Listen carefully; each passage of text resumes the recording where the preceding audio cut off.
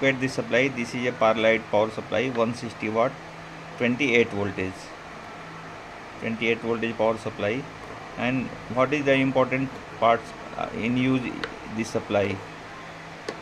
This diode, here is a single diode use, not use a bridge. Fuse, this is a resistance, gate grounding resistance. This resistance is connected to this MOSFET's gate. Auto coupler 817, diode MBR20200. And in the back side, this is a dual PCB. In back side 431, this is a important parts. And this IC, 6-pin IC. This IC number is 63K49A. Sometime 63K is common, 63 some one alphabet, none after that a number.